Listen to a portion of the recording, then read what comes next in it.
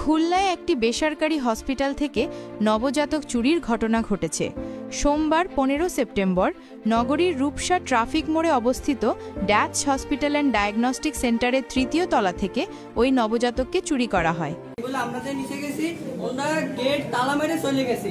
2 ঘন্টা পরে আমরা প্রশাসন আনছি, তারপরে ওনারা ক্যামেরা দেখাইছে।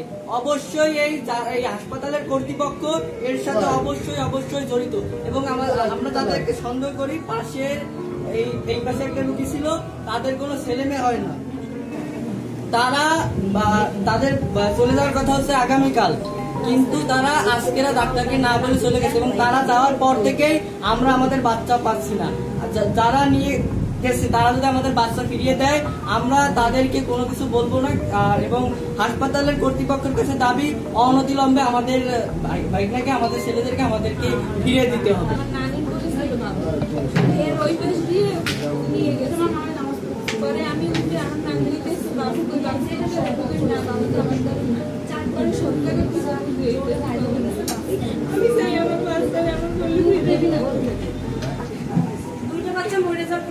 আমাকে মোবাইল করছে, আমরা দৌড়াই এসে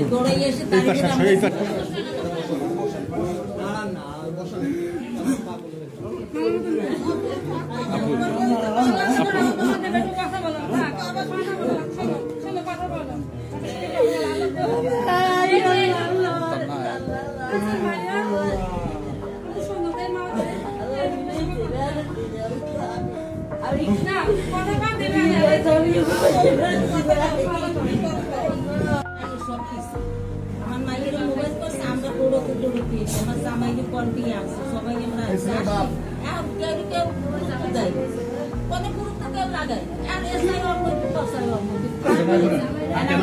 খুলনা সদর থানা পুলিশের ভারপ্রাপ্ত কর্মকর্তা হাওলাদার ছানোয়ার হুসাইন মাসুম বলেন, ড্যাপস হসপিটালে মায়ের কাছ থেকে এক শিশু খুঁজে পাওয়া যাচ্ছে না এমন সংবাদ পেয়ে পুলিশের একটি টিম পাঠানো হয়েছে।